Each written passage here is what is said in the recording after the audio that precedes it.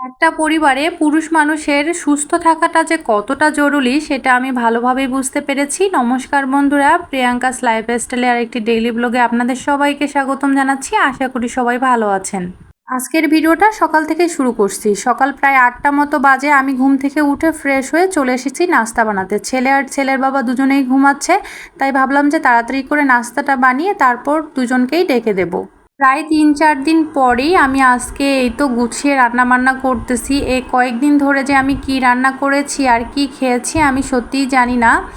আর এই তো ডিম পোচ করে নিচ্ছি। তেমন কোনো কিছুই করব না, শুধু ডিম পোচ আর সাথে হচ্ছে করে নেব দুধ চা। তাই দিয়ে হচ্ছে আজকের সকালে নাস্তাটা করব। আর পরোটার সাথে দুধ চা দিয়ে খেতে অনেক বেশি ভালো লাগে আমার কাছে। আপনাদের কাছে কেমন লাগে অবশ্যই জানাবেন। সকালে নাস্তাটা করে তারপরে এই তো ছেলেকে মালটা কেটে দিয়েছিলাম, তারপরেই চলে এসেছি দুপুরে রান্নাবান্না করতে। গত কয়েকদিন ধরে ছেলের বাবা খুবই অসুস্থ ছিল। ছেলের বাবা সহজে অসুস্থ হয় না, কিন্তু যদি অসুস্থ হয়ে যায় তাহলে খুব বেশি অসুস্থ হয়ে যায় আর কি। আর এবারে জ্বর হয়েছে এমনভাবে যে ছেলের বাবা খুব বেশি দুর্বল হয়ে পড়েছে। বাইরে গিয়ে যে বাজার করে নিয়ে আসবে এমন ক্ষমতাটুকুও ওর আর কি নেই। তাহলে আপনারা নিশ্চয়ই বুঝতে পারতেছেন কতটা বেশি অসুস্থ হয়েছে। আর এই কয়দিন ছেলের বাবার অসুস্থতার কারণে আমি যে কি রান্না করেছি আর কি খেয়েছি আমি সত্যিই জানি না। আর ঘরের মধ্যে তেমন বাজার সদাইও ছিল না, তাই আজকে ছেলের বাবা সকালে গিয়ে একটু সবজি বাজার করে নিয়ে এসেছে। তবুও নাকি তার মাথা ধরতেছে, সে বেশিক্ষণ দাঁড়ায় থাকতে পারবে না।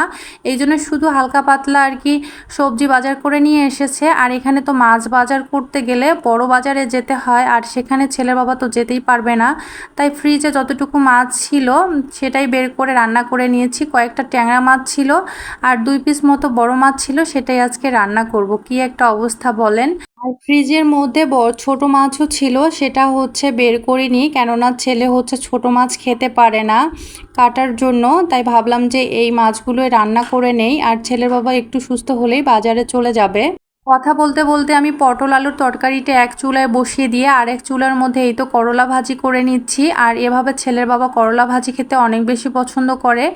ছেলের বাবা কয়েকদিন ধরে যেমন কোনো কিছুই খাচ্ছিল না, আর তাই ভাবলাম যে একটু করলা ভাজি করি, হালকা পাতলাই রান্না বান্না করি যাতে ও খেতে পারে। আসলেই একটা সংসারে পুরুষ মানুষের সুস্থ থাকা খুব বেশি জরুরি, সেটা আমি এবারেই বুঝতে পারতেছি। কিছুদিন আগে আমি যে অসুস্থ হয়েছিলাম এর মধ্যে কোনো প্যারাই ছিল না, কেননা ছেলের বাবা সুন্দরভাবে সবকিছু সামলিয়ে নিয়েছিল। আর আমি তো এখানে কি করব কিছুই বুঝতে পারতেছিলাম না। কয়েকদিন যে আমার কিভাবে কেটেছে শুধুমাত্র আমি নিজেই জানি। বাসা বাড়িতে খুবই একটা কষ্টের বিষয়। যাই হোক, কথা বলতে বলতে আমার করলা ভাজিটাও হয়ে গেছে, আমি এই তো নামিয়ে নিচ্ছি। আর করলা ভাজিটা এভাবে কিন্তু খেতে অনেক ভালো লাগে। আমি হচ্ছে করলা ভাজিটা মাখানোর সময় লবণ হলুদ আর সাথে আমি একটু চালের গুঁড়িও দিয়েছিলাম আর মরিচের গুঁড়াও দিয়েছিলাম, যাতে খেতে অনেক মজা লাগে আর মুচমুচেও হয়। আমি পটল আলুর তরকারির মধ্যে মাছটাও দিয়ে দিয়েছি আর তরকারিটাও হয়ে গেছে, নামিয়ে নিয়েছি। এখন আমি বড়াগুলো ভেজে নেব। এটা হচ্ছে লাউয়ের বড়া। আপনারা কখনো লাউয়ের বড়া খেয়েছেন কি না অবশ্যই কিন্তু কমেন্টসে জানাতে ভুলবেন না। আমার তো লাউয়ের বড়া খেতে অনেক ভালো লাগে।